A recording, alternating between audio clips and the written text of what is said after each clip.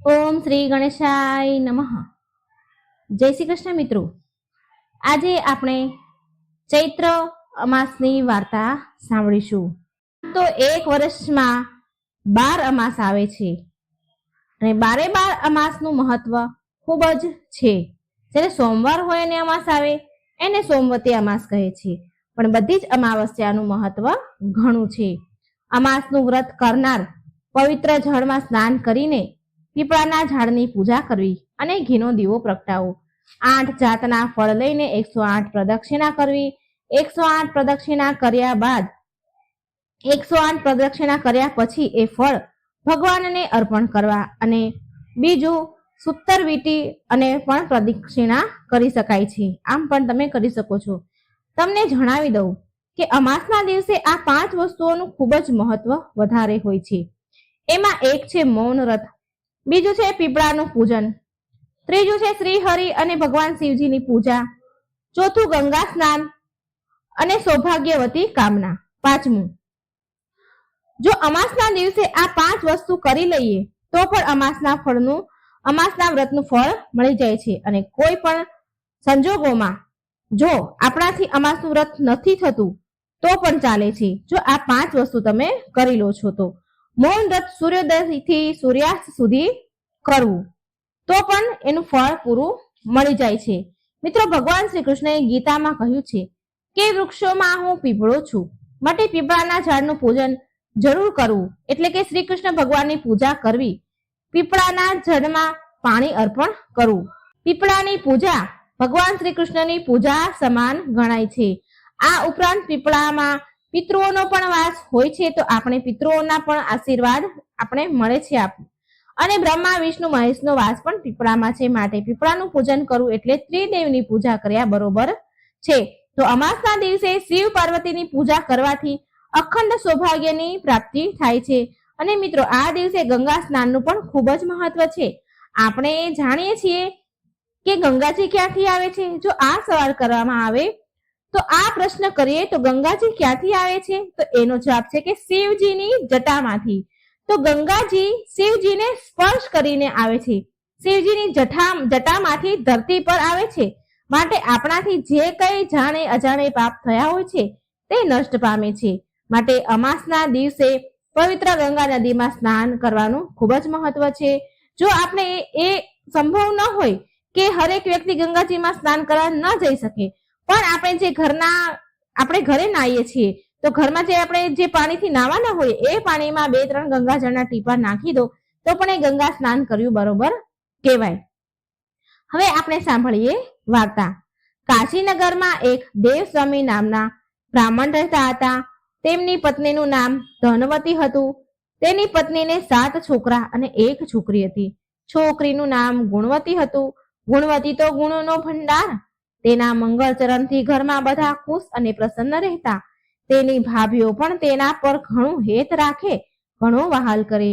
એક દિવસ એક બ્રાહ્મણ તેના ઘરે ભિક્ષા લેવા આવ્યા. 7 વહુએ બ્રાહ્મણને ભિક્ષા આપી. બ્રાહ્મણે સૌને અખંડ સૌભાગ્યવતી રહો એવા આશીર્વાદ 7 વહુને આપ્યા. પછી ગુણવતી પણ ભિક્ષા લઈને આવી. તે બ્રાહ્મણ ગુણવતીને જોઈ રહ્યા છે અને થોડી વાર પછી તે બ્રાહ્મણે ગુણવતીને આશીર્વાદ દીધા. બહેન, ધર્મવતી થા, આમ કહીને બ્રાહ્મણ ચાલતા થયા. થોડી વાર પછી તે ગુણવતી તેની માતા પાસે આવી અને કહે છે, માં, પેલા બ્રાહ્મણે બધી ભાભીઓને અખંડ સૌભાગ્યવતીના આશીર્વાદ આપ્યા અને મને ધર્મવતી થા એવું કહ્યું. મને આવું કેમ કહ્યું?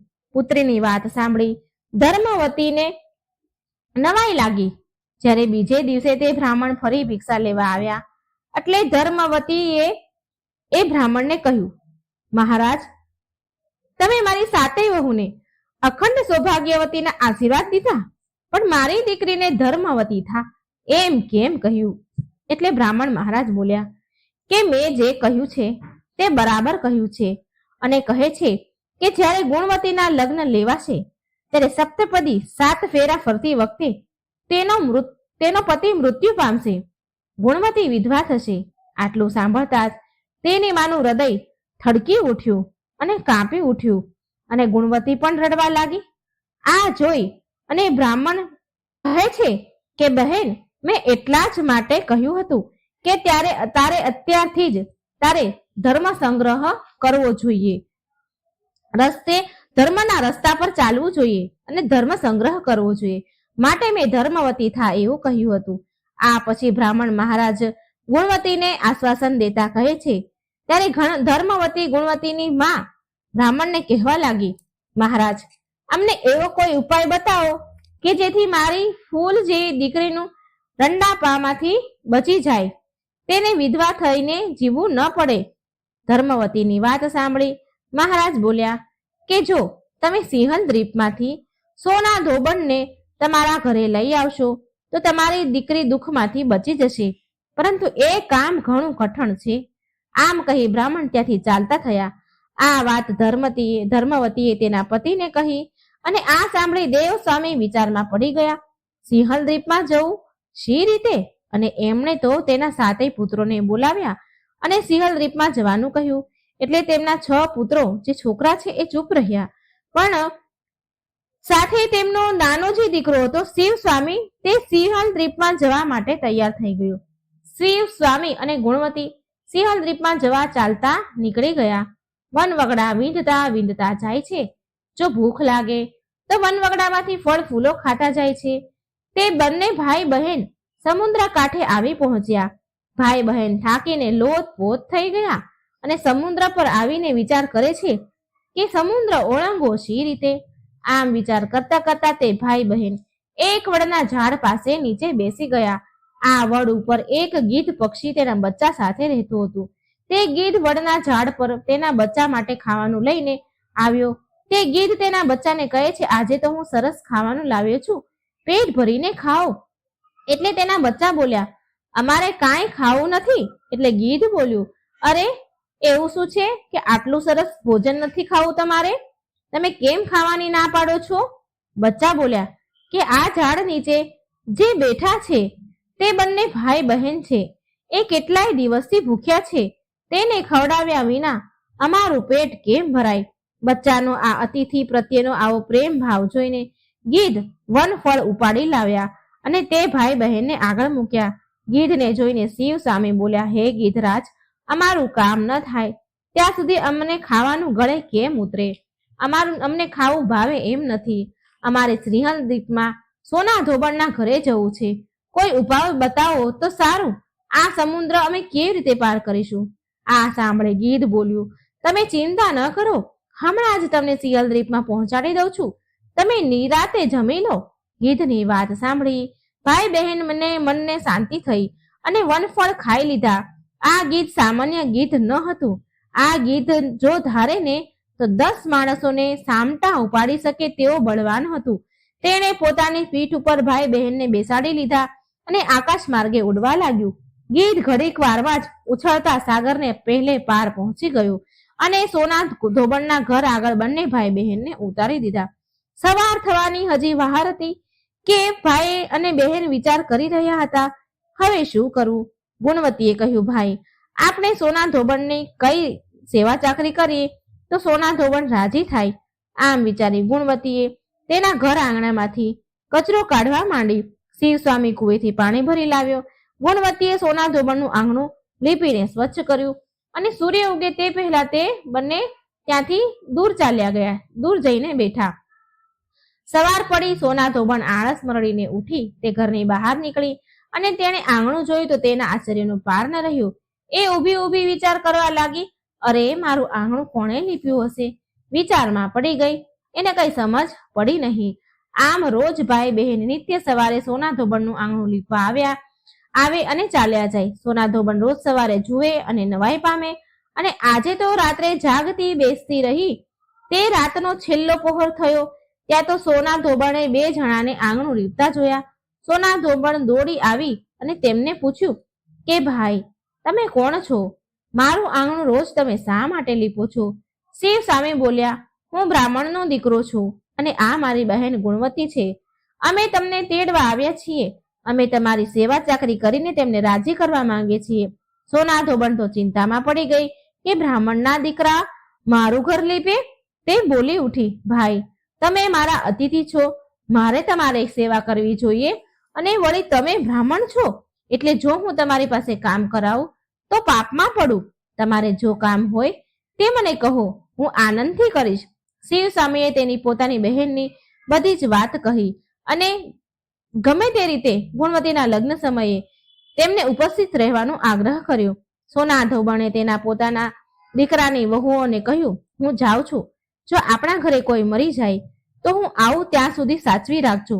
આમ કહી સોના તેના વ્રતના પ્રભાવે આકાશ માર્ગે ઉડી શિવ સ્વામી અને ગુણવતીને લઈને ઘણી વારમાં બધા કાશીનગર આવી ગયા. સોના ધોબણને પોતાને ત્યાં આવેલી જોઈ ગુણવતીના માતા પિતાને આનંદનો પાર ન રહ્યો. ગુણવતીના માતા પિતાએ ઉજ્જૈનના રુદ્ર શર્મા નામે એક ગુણવંત શર્માના છોકરા સાથે ગુણવતીનું વેવિશાળ કર્યું અને લગ્ન લેવડાવ્યા. ઉજ્જૈનથી જાન આવી પહોંચી. લોકો જાત જાતની અટકળો કરવા લાગ્યા. ચોરીમાં મંગળ ફેરા ફરવા લાગ્યા. ત્યાં તો રુદ્ર શર્મા બેભાન થઈને નીચે પડી ગયો. લગ્ન મંડપમાં હાહાકાર વર્તાયો. સગા વહાલા કલ્પાંત કરવા લાગ્યા. સોના ધોબણે બધાને શાંત રહેવા સમજાવ્યા અને સોના ધોબણે સોમવતી અમાસના વ્રતનું પુણ્ય અર્પણ કરીને રુદ્ર શર્મા ઉપર પાણીની અંજળી છાંટવા લાગી. રુદ્ર શર્મા તુરંત જ બેઠો થયો. સોના ધોબણના આનંદનો પાર ન રહ્યો. ગુણવતી સોના ધોબણમાં પગમાં પડી. સોના ધોબણે પ્રેમથી તેની છાતી સરસે ચાંપી દીધી. સોના વિદાય લઈ સોના ધોબણ ત્યાંથી ચાલી ગઈ. તે સિંહલ રીપમાં તેના ઘરે આવી પહોંચી. માર્ગમાં એક બાઈ કપાસનો ભાર ઉતારીને થાક ખાતી હતી અને બાઈ બોલી સોના ધોબણને કે બહેન જરા ભાર ચડાવો ને. સોના બોલી કે બહેન મારે સોમવતી અમાસનું વ્રત છે, હું તમને ભાર નહીં ચડાવું. સોના ધોબણ આગળ ચાલી તો આગળ એક બાઈ મૂળાનો ટોપલો લઈને બેઠી હતી. તે જોઈને સોનાને કહે છે કે બહેન મને ટોપલો ચડાવો ને. સોના ધોબણ બોલી બહેન મારે વ્રત છે, હું તમને ભાર નહીં ચડાવું. આમ કરી સોના ધોબણ તેના ઘરે ચાલતી થઈ. રસ્તામાં પીપળો આવ્યો એટલે સોના ધોબણે 8 ફળ લઈને 108 પીપળાની પ્રદક્ષિણા કરી અને ભગવાનનું પૂજન કર્યું. સોના ધોબણે જ્યારે સોમવતી અમાસનું પુણ્ય અર્પણ કરીને અંજલિ જ્યારે આપી હતી દેવ શર્માને, તો તે જ સમયે સોના ધોબણના ઘરે તેમના બધા જ પુત્રો મરી ગયા હતા અને બધી વહુ સોના ધોબણની એની સાસુની આવવાની વાટ જોઈને બેઠા હતા.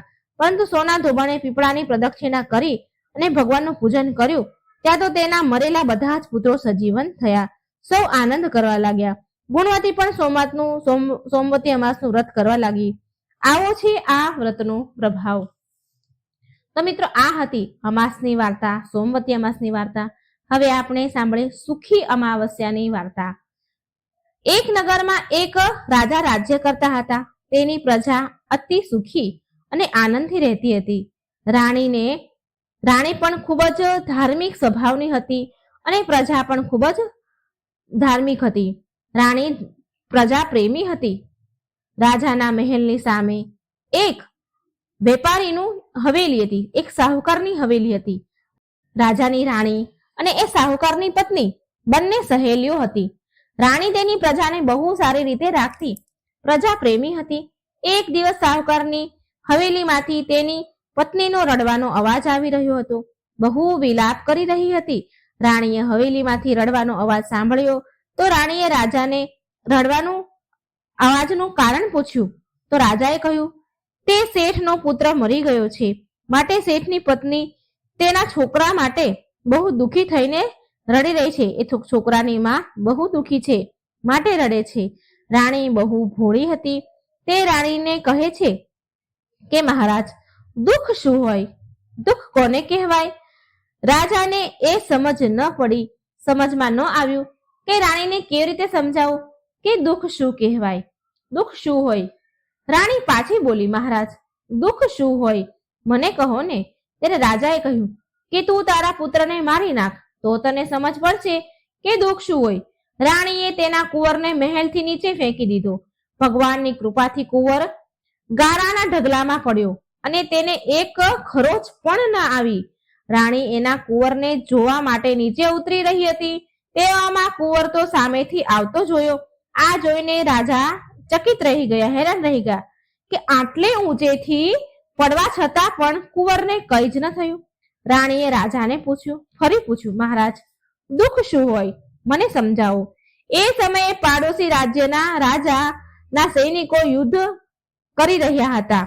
રાજાએ રાણીને કહ્યું કે હું યુદ્ધ કરવા માટે એકલો જઈ રહ્યો છું. જ્યારે કે તું મારા મરવાના સમાચાર સાંભળીશ ત્યારે તને દુઃખ શું છે એ ખબર પડી જશે. રાજા યુદ્ધ કરવા માટે નીકળી ગયા, પણ ભગવાન અને અમાવસ માતાની કૃપાથી યુદ્ધમાં રાજા જીતીને ઘરે પાછા આવ્યા. હવે રાજાને પણ આશ્ચર્ય થવા લાગ્યું કે શું કારણ છે. એ સમયે રાણી રાજા પાસે આવીને ફરી એ પ્રશ્ન પૂછવા લાગી રાજાને કે દુઃખ શું હોય છે. રાજા વિચારમાં પડી ગયા કે રાણીના દુઃખનો અનુભવ કેવી રીતે કરાવો. રાજાએ રાણીને બોલાવીને કહ્યું કે હવે આપણે ગંગાજીની યાત્રા કરવા માટે જઈ રહ્યા છીએ. ત્યાં હું ગંગાજીના ધારમાં કૂદી પડીશ, ગંગાજીના નદીની ધારામાં કૂદી પડીશ ને મરી જઈશ. ત્યારે તને દુઃખનો અનુભવ થશે. રાણીએ ગંગાજીની યાત્રાની તૈયારી કરી અને જરૂરિયાત પ્રમાણે રસ્તામાં જરૂર પડે તેટલી ભોજન સામગ્રી તૈયાર કરી. આ બાજુ કૈલાસ પર ભગવાન શિવ પાર્વતીજીને કહે છે કે આજે હું કળિયુગમાં સુખી આત્માના દર્શન કરીશ. શિવજીએ બકરાનું અને પાર્વતીજીએ બકરીનું રૂપ ધારણ કર્યું. એક બાવળ પાસે ઘાસ ચરવા લાગ્યા. એટલામાં રાજા રાણીની સવારી આવી અને એટલામાં રાજા રાણીએ સુંદર છાયા અને બાવળિયા જોયા તો તેને વિચાર્યું કે આપણે અહીં થોડી વાર બેસીને પાણી પી લઈએ, આરામ કરી લઈએ અને પછી આગળ વધીશું. રાજાએ ત્યાં થોડું પાણી પીધું અને બીજું રાણીએ પણ થોડું પાણી પીધું અને ફરી પાછું પાણી લેવા માટે રાજા નદીમાં ગયા. એ સમયે બકરી બનેલા પાર્વતીજીએ બકરા બનેલા શિવજીને કહ્યું કે હે સ્વામી, આ રાણીને દુઃખ જોવું છે પણ એને દુઃખ કેમ નથી મળતું. આમ મનુષ્યની ભાષામાં ભગવાન અને માતાજી વાતો કરી રહ્યા હતા. એટલે મનુષ્યની ભાષા બોલતા બકરા અને બકરીની વાત રાણી સાંભળી રહ્યા હતા. ભગવાન કહી રહ્યા હતા કે આ રાણીએ પૂરા મનથી શ્રદ્ધાથી સુખી નામની અમાવસ્યાનું વ્રત કર્યું હતું. એટલા માટે એ આ જન્મમાં રાણી બની અને સુખનો આનંદ લઈ રહી છે. સતી, આ રાજા ગંગામાં મરવા માટે તો જાય છે પણ તે ગંગામાં પણ નહીં મરે. રાણીએ આ વાત સાંભળી લીધી. એટલામાં રાજા પાણી લઈને આવ્યા તો રાજાને બધી જ ઘટના રાણીએ સંભળાવી અને પાછા તેના નગરમાં આવ્યા. રાજાએ એના નગરમાં પ્રજાને સુખી અમાવસ્યાનું વ્રત કરવાની આજ્ઞા આપી. રાજાએ પ્રજાને કહ્યું કે બધી જ અમાવસ્યા માતાની પૂજા અને કથા કરવી, આ વ્રત કથા સાંભળવી અને બીજાને સંભળાવી. જ્યારે પણ શુક્રવારે અમાસ હોય અને એ દિવસે આ અમાવસ્યાનું વ્રત શરૂ કરવું. જે દિવસે અમાસ આવતી હોય ને શુક્રવાર હોય તે દિવસથી આ અમાસનું વ્રત શરૂ કરવું. 21 અમાસ સુધી વ્રત કરવું. પહેલા 5 અમાસ ઘઉંનું લાલ કપડાનું દાન રાખવું, ત્યાર પછી 5 અમાસ મગ, પછી 5 અમાવસ ચણા, પછી 5 અમાવસ મકાઈ અને પછીની 21મી અમાવસના દિવસે ચોખાનું દાન કરવું. દાનમાં જેવા રંગનું અનાજ હોય તેવા જ રંગના વસ્ત્રનું કપડાનું દાન કરવું. વ્રતના દિવસે ગાયને લીલું ઘાસ નાખવું, બ્રાહ્મણોને ભોજન અને દાન દક્ષિણા આપી. જે મનુષ્ય 21 અમાસનું વ્રત શ્રદ્ધાપૂર્વક રાખશે તેના પર માતા અમાવસ અને ભગવાન શિવ પાર્વતીની કૃપા રહેશે. બધા જ દુઃખોથી મુક્તિ મળશે. જય અમાવસ્યા માતા. અમાસ અને પૂનમ, બે બહેનોની વાર્તા. એક રાજ્યમાં એક રાજા રહેતા હતા. તે રાજાને 2 દીકરા અને 2 દીકરી હતી. તે રાજાની એક દીકરીનું નામ અમાવસ્યા અને બીજી દીકરીનું નામ પૂનમ હતું. પૂર્ણિમા બહુ ધાર્મિક સ્વભાવની હતી. તેને ભગવાનની ભક્તિ કરવી બહુ ગમતી હતી. તે હંમેશા પૂજા પાઠ કરતી રહેતી, ગાય માતાની પણ સેવા કરતી, ઘરના બધા જ કામ કરે. પરંતુ અમાવસ્યાનું કામ બિલકુલ વિરુદ્ધ.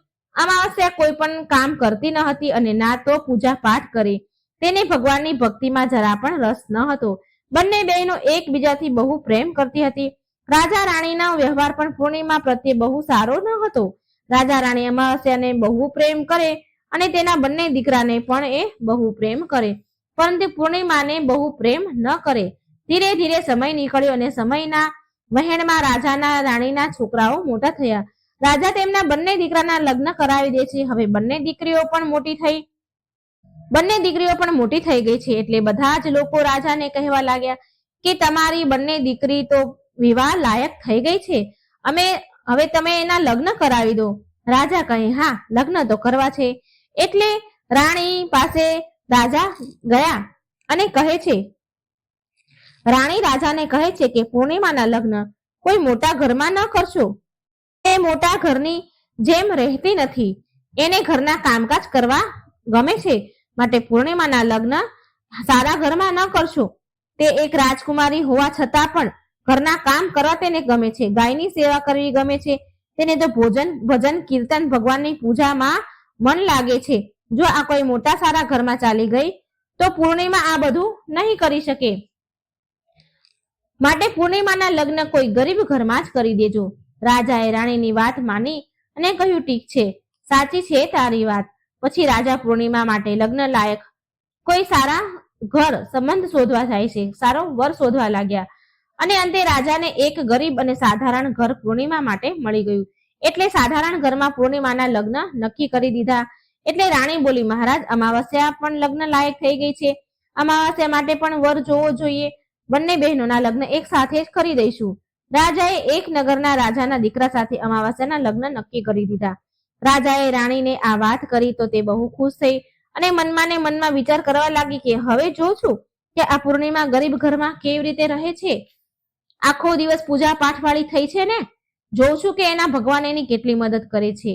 પછી સમય આવતા રાજાએ તેની બંને દીકરીના લગ્ન કરાવી દીધા. અમાવસ્યાને બહુ ધન દોલત આપી પણ પૂર્ણિમાને કંઈ ન આપ્યું. પૂર્ણિમાના ભાઈ ભાભી તેને બહુ પ્રેમ કરતા, કારણ કે પૂર્ણિમા તેની ભાભીઓના કામમાં મદદ કરતી, પણ અમાવસ્યા તેમના ઉપર રૂવાબ કરતી અને તેના ખુદના કામ ભાભીઓ પાસે કરાવતી, માટે અમાવસ્યા પ્રત્યે તેમની ભાભીઓને વધારે સ્નેહ ન હતો, પૂર્ણિમા પ્રત્યે વધારે સ્નેહ હતો. પછી અમાવસ્યા અને પૂર્ણિમા બંને તેના સાસરે ચાલી ગઈ. એક દિવસની વાત છે, અમાવસ્યાએ તેના ઘરમાં શિવજીની પૂજા પાઠ રખાવી, બધાને જ બોલાવ્યા તેના ઘરે, પણ તેની બહેન પૂર્ણિમાને જ ન બોલાવી. પૂર્ણિમા તેના ઘરના ઓટલે બેઠી હતી તો ગામની સ્ત્રીઓ પૂર્ણિમાને ઘરે ઓટલા ઉપર બેઠા જોઈ એટલે તેને કહ્યું કે તારી બહેન તને ઘરે ન બોલાવી, તારી બહેનના ઘરે શંકર ભગવાનની પૂજા પાઠ કરાવે છે તો તું નથી આવવાની? એટલે પૂર્ણિમા બોલી, ના બહેન, હું નથી જવાની, કેમ કે મારી બહેને મને નોતરું નથી આપ્યું, મને આમંત્રણ નથી આપ્યું, હું કેવી રીતે જાઉં? એટલે ગામની સ્ત્રીઓએ કહ્યું, બોલાવી નથી તો શું થઈ ગયું, આ તો ભગવાન શિવની પૂજાનું કામ છે, તું ચાલ અમારી સાથે. ગામની સ્ત્રીઓની વાત માની પૂર્ણિમા શિવજીની પૂજામાં અમાવસ્યાના ઘરે ચાલી ગઈ. જ્યારે અમાવસ્યાએ જોયું કે તેની બહેન પૂર્ણિમા આવી છે તેના ઘરે તો તેને બહુ ગુસ્સો આવ્યો અને બોલી કે મેં તો તને બોલાવી જ નથી, આમંત્રણ પણ નહોતું આપ્યું, તોય તું મારા ઘરે આવી ગઈ. જો હવે આવી જ ગઈ છે ને તો ચૂપચાપ એક જગ્યા પર બેસી જા, આમ તેમ મારા મહેલમાં ફરતી નહીં. અમાવસ્યાએ તેની ગરીબીનો બહુ મજાક ઉડાવ્યો. પૂર્ણિમાની આંખોમાં આંસુ આવી ગયા.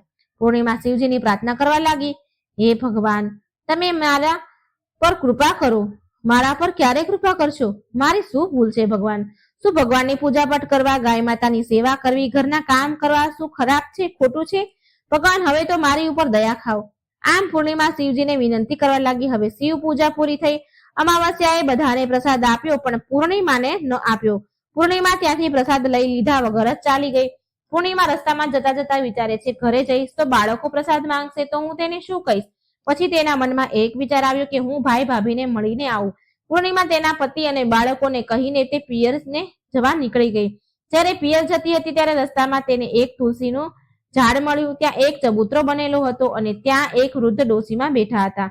તે વૃદ્ધ ડોશી બોલ્યા કે બેટા, તું કોણ છે અને ક્યાં જઈ રહી છે? પૂર્ણિમાએ તેનો પરિચય આપ્યો અને કહ્યું, માં, હું મારે પિયર જાઉં છું.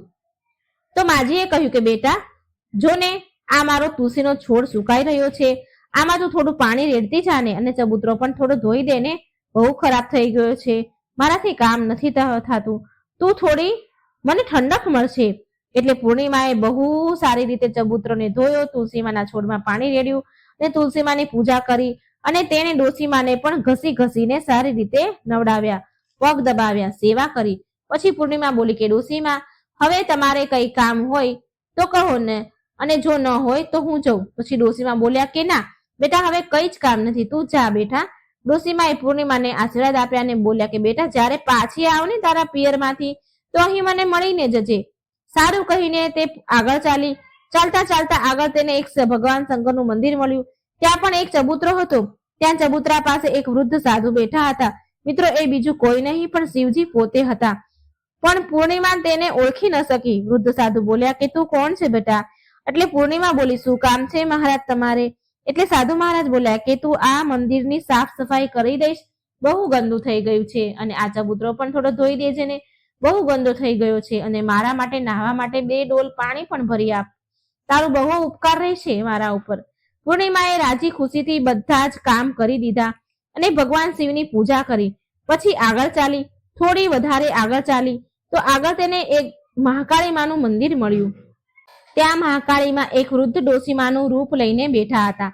મહાકાળીમાં બોલ્યા કે બેટા તું કોણ છે? પૂર્ણિમાએ તેનું નામ કહ્યું અને પરિચય આપ્યો. એટલે પૂર્ણિમા બોલી, શું કામ છે માજી? એટલે વૃદ્ધ ડોશીમા બોલ્યા કે બેટા આ મંદિરમાં તો બધા જ પૂજા પાઠ કરીને ચાલ્યા જાય છે, પણ કોઈ મંદિરની સાફ સફાઈ નથી કરતું. જો મંદિર કેટલું ગંદુ થઈ ગયું છે. બેટા જરા મંદિરની સાફ સફાઈ કરી દે. પૂર્ણિમાએ મંદિરની સાફ સફાઈ કરી અને પછી તેને મહાકાળી માનો શિંગાર કર્યો, પૂજા કરી અને પછી તે ડોશીમાને સ્નાન કરાવડાવ્યું અને હાથ પગ દબાવી સેવા કરી. ત્યાંથી આગળ વધી એક નદી મળી. ત્યાં પણ એક વૃદ્ધ ડોશીમા બેઠા હતા. તે બીજું કોઈ નહીં પણ સ્વયં ગંગાજી હતા. એટલે તેને કહ્યું, બેટા તું કોણ છે? ત્યારે પૂર્ણિમાએ તેનું નામ કહ્યું અને પછી તે વૃદ્ધ ડોશીમા બોલ્યા કે બેટા અહીં તો બધા જ સ્નાન કરીને ચાલ્યા જાય છે, પણ કોઈ સફાઈ નથી કરતું આ ઘાટની. તું અહીં સાફ કરી દે ને. પૂર્ણિમાએ ત્યાં પણ નદી કિનારે સાફ કર્યું, સફાઈ કરી અને પછી ગંગાજી પણ તેને આશીર્વાદ આપે છે અને પછી તે હોડીમાં બેસીને પહેલે પાર જાય છે. હોડીમાં તો ફૂલ પથરાયેલા હતા. તે ફૂલોની હોડીમાં તે બેસીને પિયર ગઈ. તેના ભાઈ ભાભી પૂર્ણિમાને જોઈને બહુ ખુશ થયા અને ખૂબ જ માન સન્માન અને ખાતેદારી કરી અને પછી એકબીજાએ વાતો કરવા લાગ્યા. સવારે જ્યારે પૂર્ણિમા ઘરે જવા તૈયાર થઈ તો તેની ભાભીએ તેને લાલ સાડી આપી અને કહ્યું, બહેન પૂર્ણિમા તમે જલ્દી આ સાડી પહેરી લો અને થોડા દિવસે અમને મળવા આવતા રહેજો. તમે બહુ દિવસ પછી આવ્યા છો. પૂર્ણિમા બોલી, સારું તારી ભાભીઓ, સારું, હું તમને જલ્દી મળવા આવીશ. તમે મને જ્યારે બોલાવશો ત્યારે હું આવી જઈશ. અને પછી પૂર્ણિમાએ ખુશ થઈને લાલ સાડી પહેરી લીધી અને શિંગાર પણ કર્યો. ભાભીઓએ થેલો ભરીને ધન અને ઘરેણાં આપ્યા, ભોજન આપ્યું. પૂર્ણિમા ત્યાંથી ચાલતી થઈ અને ચાલતા ચાલતા ફરી તે નદી મળી અને હોડીમાં બેસીને તે નદીને બીજે પાર પહોંચી તો વૃદ્ધ ડોશીમા મળ્યા જે ગંગાજી હતા. તેને કહ્યું, બેટા આવી ગઈ તારા પિયરથી? પૂર્ણિમા બોલી, હા માજી, હું આવી ગઈ. અને તે ગંગાજીના રૂપમાં વૃદ્ધ માજીએ એક થેલો આપ્યો અને બોલ્યા કે આ લઈ જા બેટા. હું ક્યાં આ થેલાને લઈ જઉં? આ પારથી પેલે પાર ફેરવું? તું લઈ જા. આ થેલો બહુ ભારે છે. તું આને રસ્તામાં ન ખોલતી, આને ઘરે જઈને ખોલજે.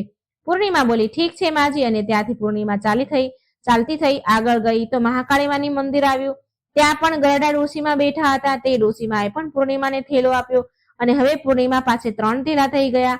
એક ભાઈએ આપ્યો, એક ગંગાજીએ આપ્યો અને એક મહાકાળીમાએ આપ્યો. તે ત્યાંથી આગળ ચાલી તો શિવ મંદિર આવ્યું જ્યાં તેને સફાઈ કરી હતી. ત્યાં વૃદ્ધ સાધુના રૂપમાં જે શિવજી બેઠા હતા તેને પણ પૂર્ણિમાને એક થેલો આપ્યો. એટલે તે લઈને આગળ વધી. આગળ ગઈ તો તુલસીમાં મળ્યા. તેને પણ એક થેલો આપ્યો. હવે જ્યારે પૂર્ણિમા ઘરે આવી તો 5 થેલા થઈ ગયા. સૌથી પહેલા તેને પિયરનો થેલો ખોલ્યો તો તેમાં ખાવા પીવાની વસ્તુ, કપડા, ઘરેણાં હતા. પૂર્ણિમાએ ખાવા પીવાની વસ્તુ છોકરાઓને આપી.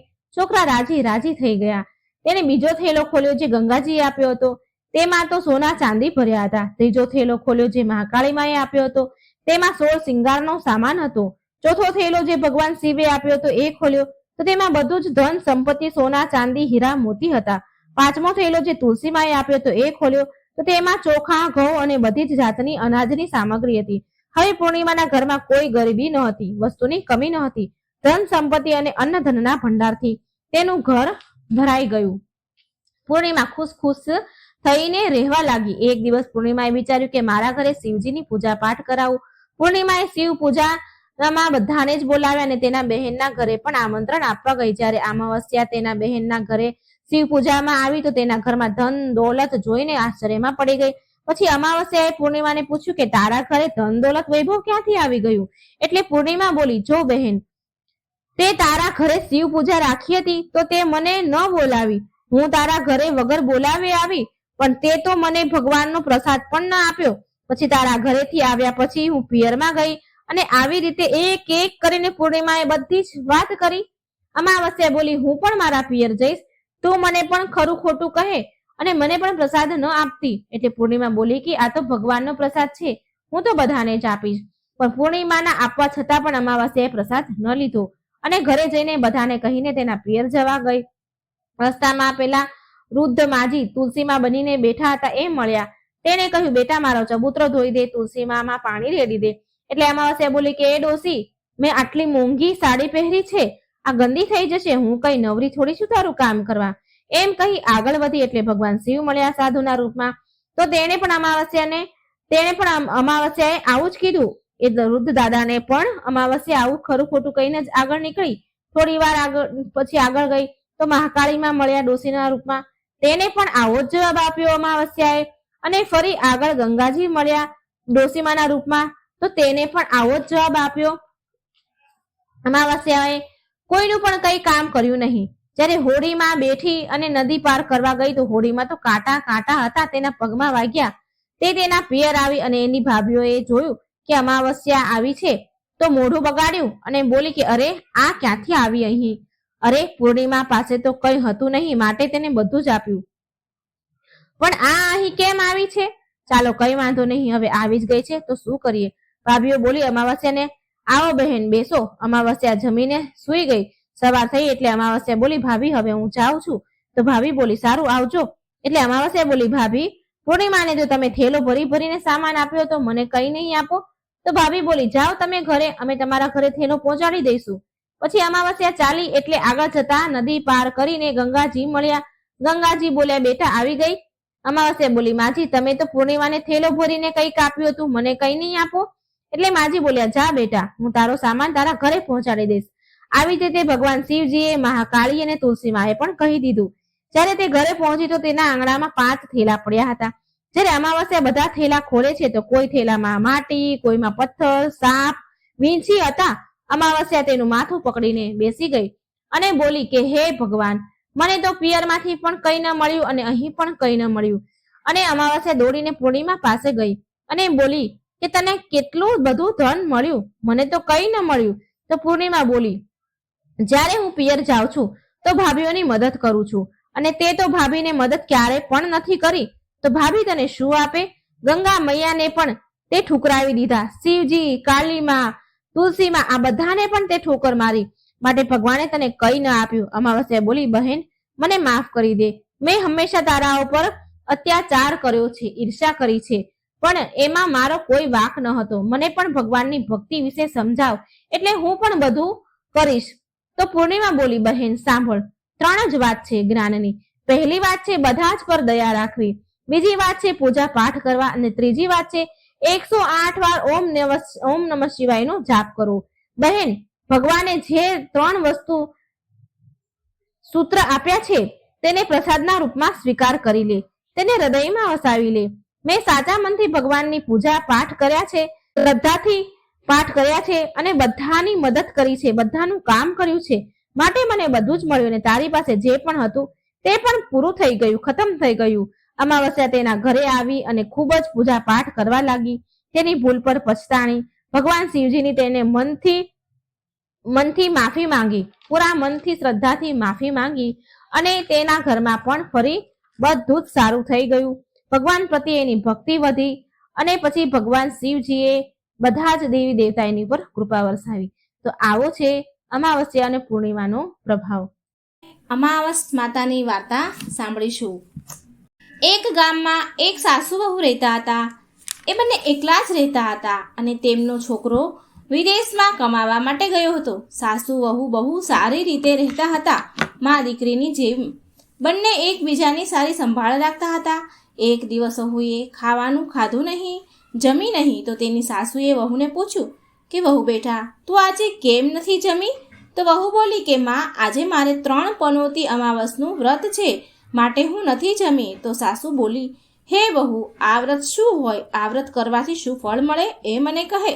તો વહુ બોલી, સાસુમાં 3 પનોતી અમાસનું વ્રત કરવાથી બહુ પુણ્ય મળે છે, ઘરમાં અન્ન ધનના ભર્યા ભંડાર રહે છે, સુખ શાંતિ રહે છે, અખંડ સુહાગ મળે છે અને પુત્રની પ્રાપ્તિ થાય છે. અને આ વ્રતમાં દરેક વર્ષે અલગ અલગ ખાવાનું હોય છે અને ભગવાન વિષ્ણુના મંદિરમાં જઈ અને દાન પૂન કરવાનું હોય છે, પછી બ્રાહ્મણોને દાન દેવાનું હોય છે. આ વ્રતમાં પહેલા વર્ષે સાકર, ઘી અને ચોખાથી બનેલું જમવાનું ખાવાનું હોય છે.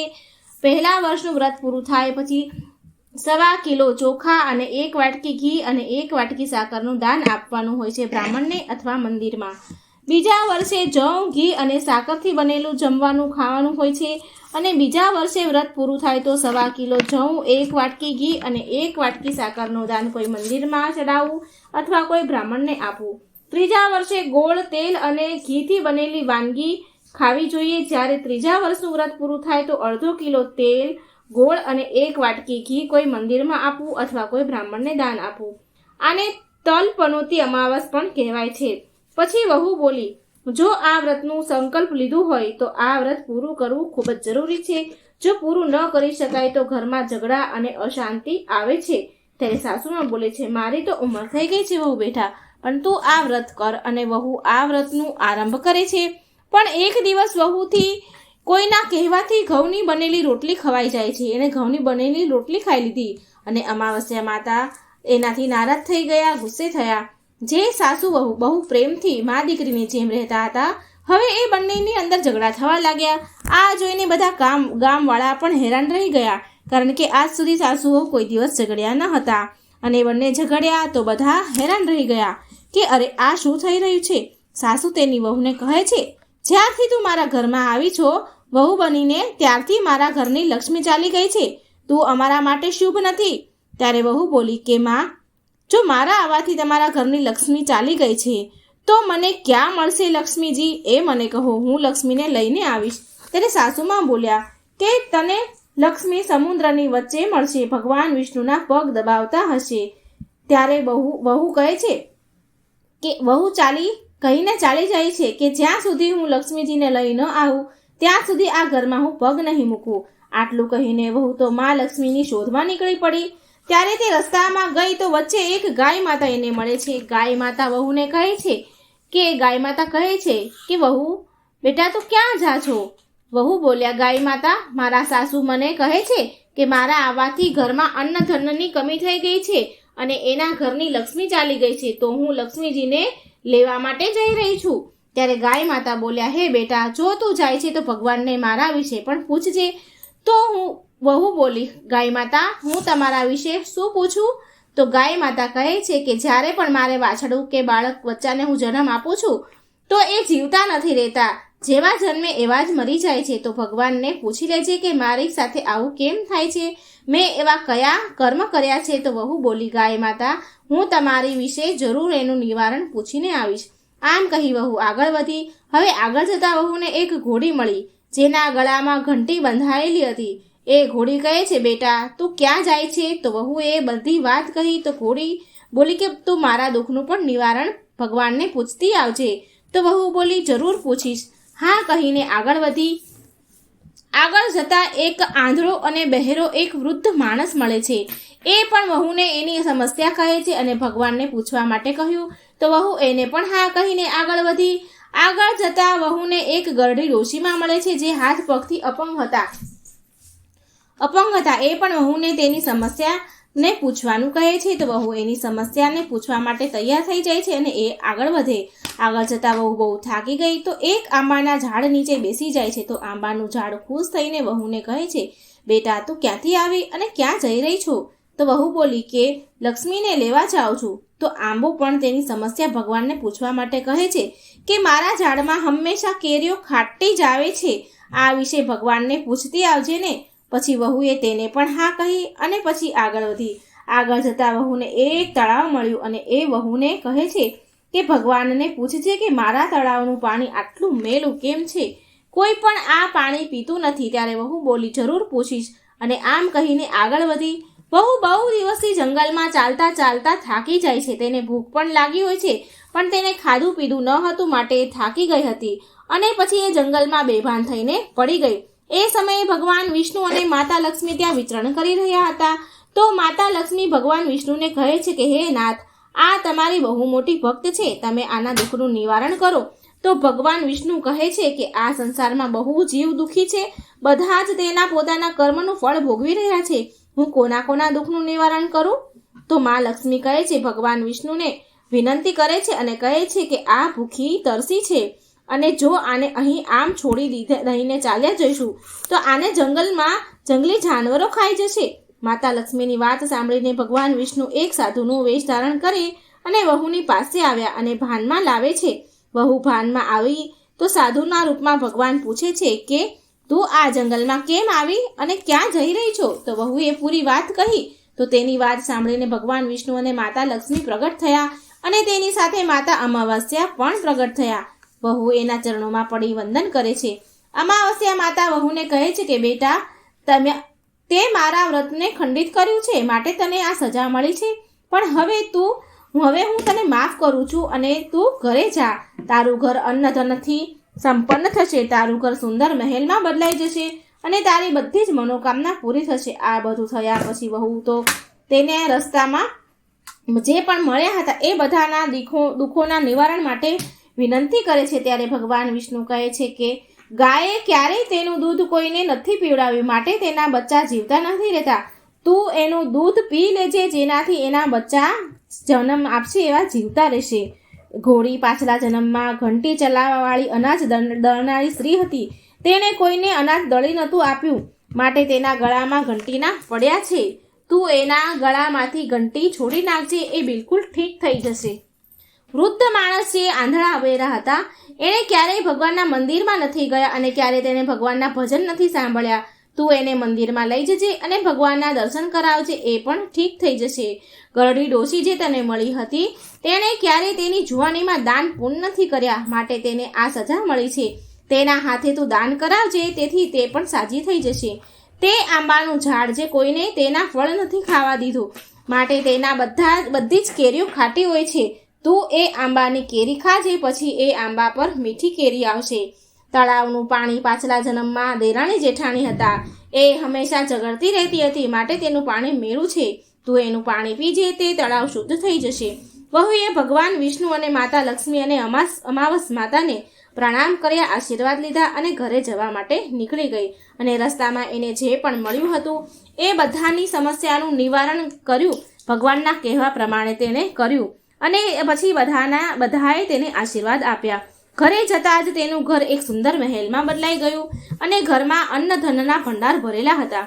હવે વહુ સાસુમાને કહે છે કે સાસુમા, તમે સાચું કીધું હતું, તમારા માટે હું શુભ નથી. મારા આવવાથી તમારા ઘરની લક્ષ્મી ચાલી ગઈ અને મારા જવાથી તમારા ઘરમાં લક્ષ્મી આવી ગઈ છે. હવે તમે અહીં રહો, હું મરવા જઈ રહી છું. ત્યારે સાસુમાં બોલ્યા કે બેટા, આ બધું તો તારા અમાસના વ્રતનું ફળ છે જે અમને મળ્યું છે. તું અહીં જ રહીશ, તું ક્યાંય નહીં જા. અને સાસુ વહુ ખુશીથી પછી રહેવા લાગ્યા. એક દિવસ તેનો દીકરો પણ વિદેશથી આવી ગયો અને એના દીકરાએ આ બધું જ જોયું. તો એની માતાએ વહુની બધી જ વાત કહી અને પછી આવી રીતે મા, દીકરો અને વહુ ખુશીથી રહેવા લાગ્યા. અમાવસ્યા માતાની કૃપા વરસી વહુ પર. હે અમાવસ્યા માતા, જેવી કૃપા તમે વહુ પર વરસાવી, સાસુ વહુ પર વરસાવી, એવી સૌ પર વરસાવજો. જય અમાવસ્યા માતા, જય હો ભગવાન વિષ્ણુ, જય મા લક્ષ્મી. મિત્રો, આ અમાસની વાર્તા સાંભળજો અને બીજાને પણ સંભળાવજો. કોમેન્ટ બોક્સમાં ભગવાનનું નામ પણ જરૂર લખજો. વિડીયો પસંદ આવે તો લાઇક અને શેર કરજો. ચેનલને પણ સબસ્ક્રાઈબ જરૂર કરજો. જય શ્રી કૃષ્ણ. રાધે રાધે. થેન્ક